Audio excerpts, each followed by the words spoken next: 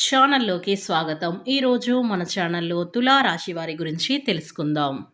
June 30 తేదీన సోమవారం రోజున అయితే ఈ తులారాశి వారి ముంగట అయితే ఇద్దరు వ్యక్తులు చేతులు జోడించబోతున్నారు.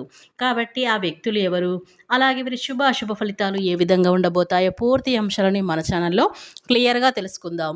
అంతకన్నా ముందు నా చిన్న రిక్వెస్ట్ అండి. వీడియో పూర్తిగా చూడండి. నచ్చితే లైక్ చేయండి. అలాగే మన ఛానల్‌ని కొత్తగా చూసినట్లయితే సబ్స్క్రైబ్ చేసుకోవడం మర్చిపోకండి. తులారాశి అనేది రాశి చక్రంలో 7వ రాశి. చిత్త నక్షత్రంలోని 3, 4 పాదాలు, స్వాతి నక్షత్రంలోని 1, 2, 3, 4 పాదాలు, విశాఖ నక్షత్రంలోని జన్మించిన వ్యక్తులని తులారాశికి చెందుతారు. ఈ రాశి అధిపతి వచ్చేసి శుక్రుడు. ఇక ఈ రాశి పరంగా మనం చూసుకున్నట్లయితే ఈ తులారాశి వారి జీవిత పరంగా కష్టాలు కానివ్వండి, సుఖాలు కానివ్వండి చాలా బ్యాలెన్స్గా అయితే ఉంటాయన్నమాట.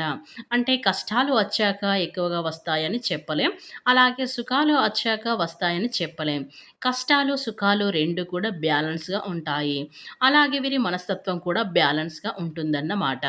కష్టం వచ్చినప్పుడు కృంగిపోరు, సుఖం వచ్చినప్పుడు పొంగిపోరు. ఎప్పుడైనా సరే ఒకే రకమైనటువంటి మనస్తత్వం అయితే ఈ తులారాశి వారిది ఉంటుంది.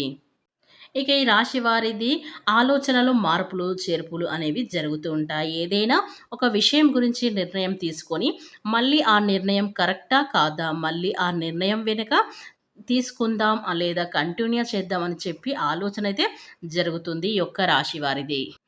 శ్రీ లక్ష్మీ నరసింహస్వామి జ్యోతిష్యాలయం.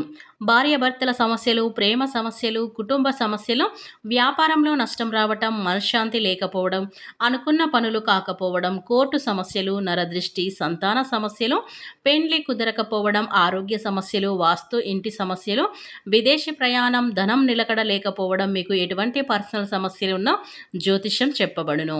మీరు సంప్రదించవలసిన ఫోన్ నెంబర్ 7993422886. మీకు ఎటువంటి సమస్యలున్నా ఒక్కసారి జ్యోతిష్యం చెప్పించుకోండి. మీ జీవితాన్ని పూర్తిగా మార్చుకోండి. ఇక వివరాలకు వెళ్తే గనక ఈ తులారాశి వారు ఒక్కొక్కసారి ఏంటంటే కుటుంబ సభ్యులతో కూడా వీరు చర్చించినప్పుడు కాసేపు సరి అని లేదా వెనుకమాల పనిచేయడానికి డబ్బు ఉందా లేదా, అప్పులు చేయవలసినటువంటి పరిస్థితి ఏమైనా వచ్చిందా అని చెప్పి ఏదైనా ఒక నిర్ణయం గురించి ఎక్కువగా ఆలోచన అయితే జరుగుతూ ఉంటుంది. అంటే ఆ పని చేద్దామా వద్దా, వెళ్ళాలా వద్దా, ఇలా ఏ విషయం గురించి అయినా సరే ఒక్క ఆలోచన అనేది నడుస్తూ ఉంటుంది. ఇక ఈ రాశివారు అయితే పక్కన వాళ్ళని నమ్మినట్లుగా మిమ్మల్ని మీరు నమ్ముకోరు. అయితే ఇక నుంచి మీరు ఆ అలవాటును ఖచ్చితంగా మార్చుకోవాలి.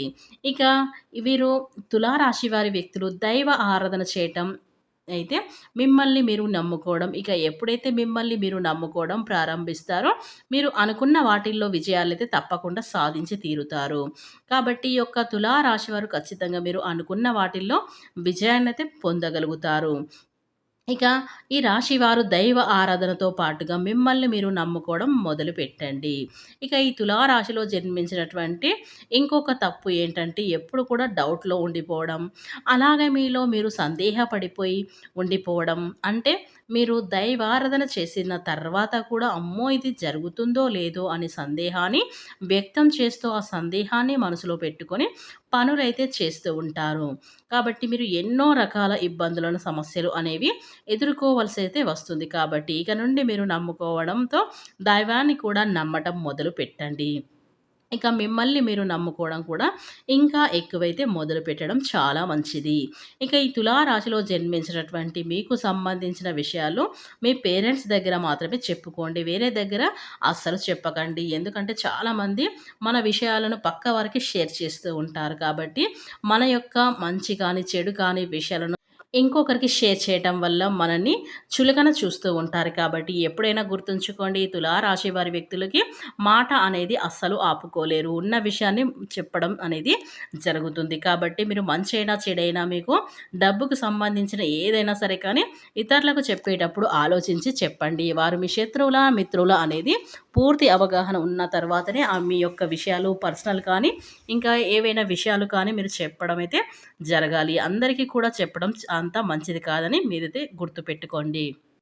ఇక మీరు చేసే ప్రతి పని జరగకుండా చేయడానికి కూడా కొంతమందైతే ప్రయత్నాలు చేస్తూ ఉండడం అనేది జరుగుతుంది. ఎందుకంటే వాళ్ళు మీ యొక్క స్నాతనం మాత్రమే కోరుకుంటారు. అంటే ఇక నుండి వీలైనంత వరకు కూడా ప్రతి ఒక్కరికి మీరు ఏం చేయబోతున్నారు అనే విషయాన్ని చెప్పకుండా ఉండడమే చాలా ఉత్తమం. అంతేకాకుండా ఈ రాశి వారికి ఇప్పటి వరకు ఒకలాగా సాగింది. కానీ ఇక నుండి అయితే వీరికి ఖచ్చితంగా అనుకూలమైన పరిస్థితులైతే రాబోతున్నాయని చెప్పుకోవచ్చు. ఇక మీ యొక్క రూపురేఖలైతే మారబోతున్నాయి అనే విషయాన్ని గట్టిగా చెప్పవచ్చు. కాబట్టి ఈ తులా రాశిలో జన్మించినటువంటి వారికైతే మీరు ఎప్పటినుంచో కోరుకున్నటువంటి మీ యొక్క గమ్యాన్ని కూడా చేరుకోవాలి అనుకుంటున్నారా? అటువంటి వాటిలో కూడా మీరైతే విజయాన్నయితే ఖచ్చితంగా సాధించబోతున్నారు ఈ తులా రాశివారు.